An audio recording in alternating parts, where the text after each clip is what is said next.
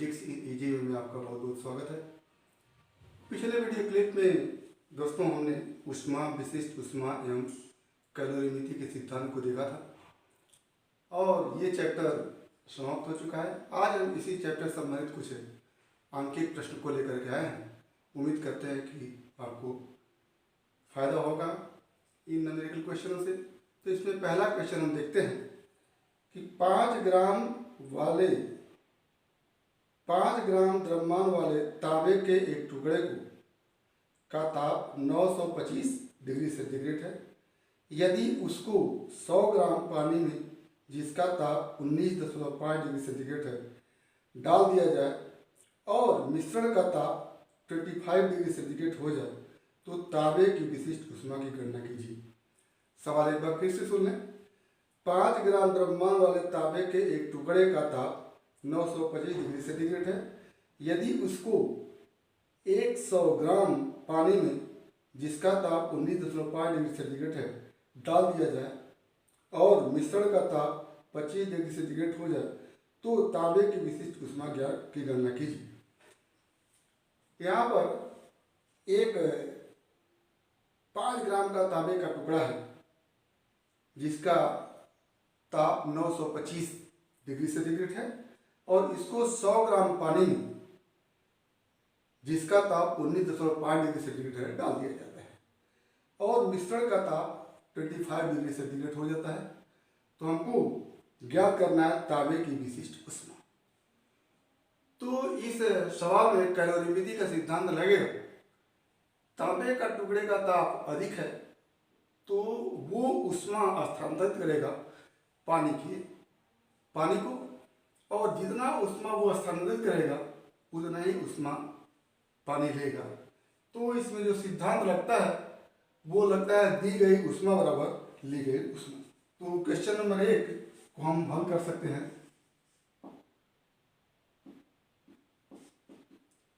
कैलोरीमिति के सिद्धांत के अनुसार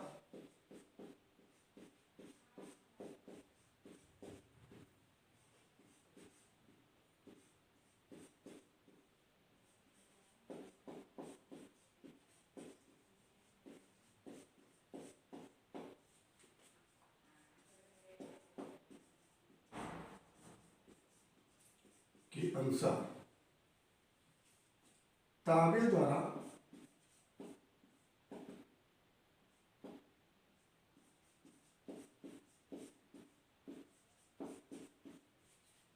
दी गई ऊष्मा बराबर पानी द्वारा ली गई ऊष्मा। अब इसमें हम एक सिद्धांत बन के आता है कि M1 तांबे का द्रव्यमान गुणे S1 तांबे की विशिष्ट ऊष्मा गुणे तांबे का प्रारंभिक द्रव्यमान T1 माइनस उभयनिष्ठ तांबे और पानी को एक साथ कंबाइन कर देने पर जो ताप बनता है वो ताप P इक्वल टू पानी का द्रव्यमान M2 पानी की विशिष्ट ऊष्मा S2 इंटू संयुक्त ताप P तांबे और पानी को जब एक साथ मिला देने पर उभयनिष्ठ ताप होता है। उस ताप P में से हम पानी के ताप को क्या करेंगे घटा देंगे। ये फार्मूला बन के आता है। इस फार्मूले को हम आपको बता चुके होंगे। तो यहाँ से हम अगर नोट करना चाहें तो तांबे का द्रव्यमान M1 इक्वल टू है 5 ग्राम। तांबे की विशिष्ट ऊष्मा आपसे पूछी गई है और T1 है 925 डिग्री सेंटीग्रेड और T है 25 डिग्री सेंटीग्रेड। इसी तरह से M2 है जल का द्रव्यमान 100 ग्राम। H2 जल के लिए होता है 1 कैलोरी पर ग्राम पर डिग्री सेंटीग्रेड और T2 पानी का दिया गया 19.5। तो इस सब तथ्यों को यहाँ पर हम लगा देते हैं तो हो जाता है आपके पास M1 5 into S1 T1 90 925 minus T 25 बराबर M2 100 S2 1 T 25 माइनस 19.5। यहाँ से हो जाता है आपका 5 से 100 को काटते हैं तो हो जाता है वहाँ 20, यहाँ कर जाएगा S1 इंटू 900 5 से यहाँ से कर गया तो क्या हो जाएगा, या ऐसे कर लीजिए 100/5 इंटू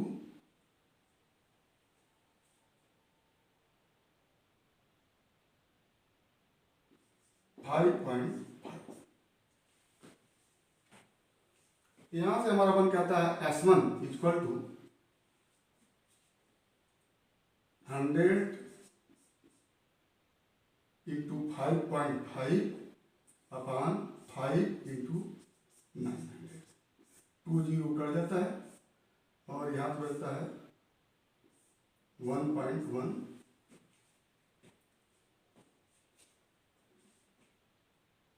ये हो जाता है 1.1/9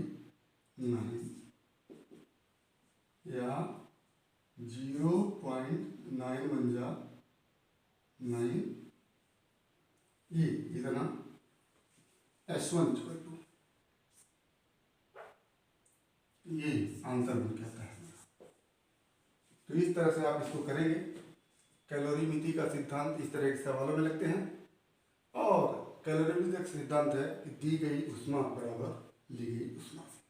तो इस तरह से दी गई ऊष्मा कैसे निकालते हैं, ली गई ऊष्मा कैसे निकालते हैं। तो ये हमारा पहला सवाल था। आइए दूसरा सवाल देखते हैं। क्वेश्चन नंबर 2 है 50 ग्राम द्रव A जिसकी विशिष्ट ऊष्मा 10.5 है और ताप 50 डिग्री सेंटीग्रेड है। एक कैलोरी मापी में जिसमें 60 ग्राम द्रव B 10 डिग्री सेंटीग्रेड पर भरा है डाला जाता है।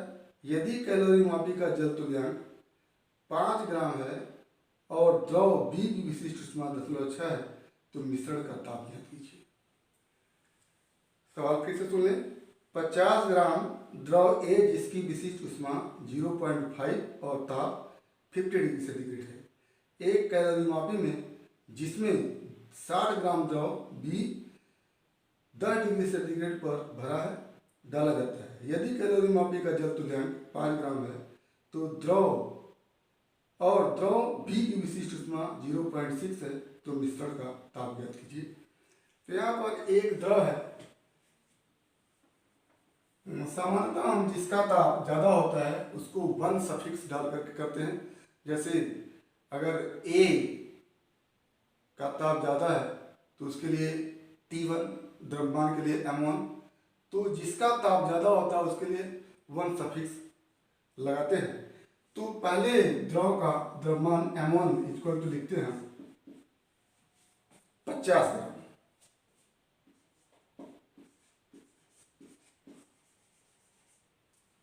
और M2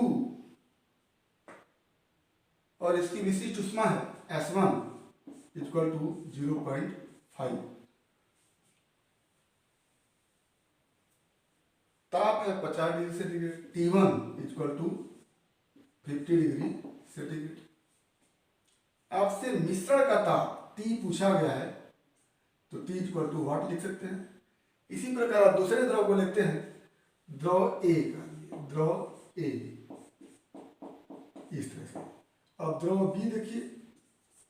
द्रव B के लिए M2 इक्वल टू 60 ग्राम और S2 equal to 0.6, T2 equal to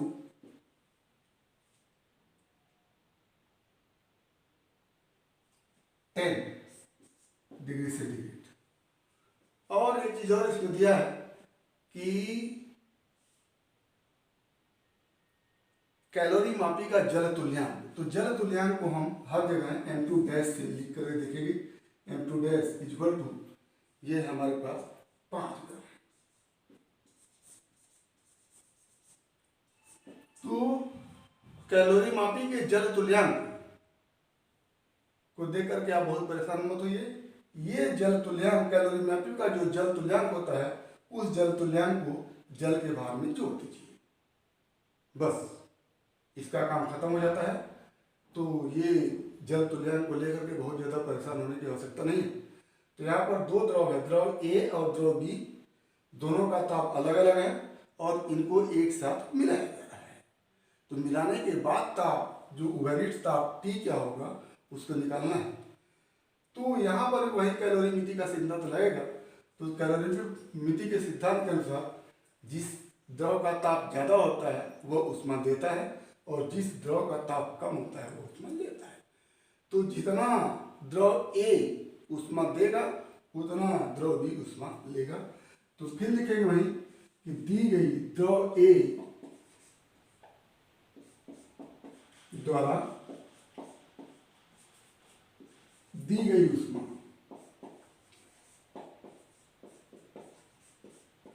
बराबर द्रव B द्वारा ली गई ऊष्मा। और ये हो जाएगा हमारे पास m1s1 into T1 minus T, क्योंकि द्रव A का ताप अधिक है तो इसमें से उभयनिष्ठ ताप घटेगा, equal to m2s2 into T minus T2। यहाँ पर T2 कम है तो उभयनिष्ठ ताप से ये घट जाएगा। अब यहाँ पर m1 की जगह हम लिख सकते हैं 50 ग्राम गुणे 0.5 गुणे T1 50 डिग्री माइनस T बराबर m2 यहाँ से हमारा 60 ग्राम द्रव B का द्रव्यमान है और 5 ग्राम कैलोरी मापी का तुल्यांक, जल तुल्यांक है। तो यहाँ पर 60 ग्राम द्रव को अलग से ऊष्मा दी जाएगी और इस 5 ग्राम को अलग से ऊष्मा दी जाएगी। तो इसको जो ऊष्मा दी जाएगी वो 5 ग्राम जल के बराबर ऊष्मा दी जाएगी। तो पहले हम द्रव के लिए लिख लेते हैं m2 इंटू s2। अच्छा, यहाँ पर हम जोड़ लेते हैं इसी को, ये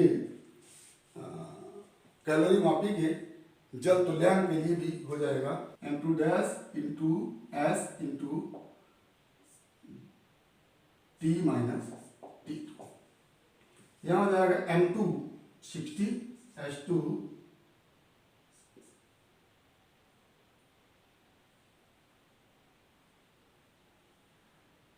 0.6 into T minus T2 10 plus m2 dash 5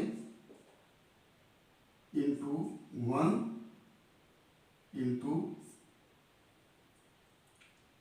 T minus T2। इसको हम हल करेंगे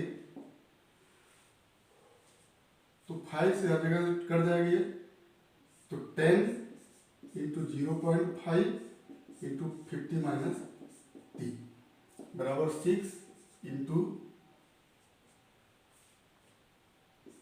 0.6 into T minus 10 plus T minus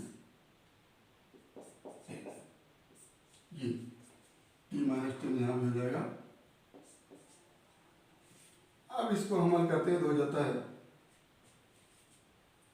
अब इधर चला जाइए, इसको इधर जाइए, 250 प्लस 46 इक्वल टू 9.6 T। यह हो जाता है 296 इक्वल टू 99.6 इंटू T, और T बराबर हो जाता है 296 अपॉन 9.6। ये आंसर बन के आएगा बराबर 25.15। ये हमारा दूसरा सवाल हो गया। तो इस तरह से हम दूसरे सवाल को करेंगे।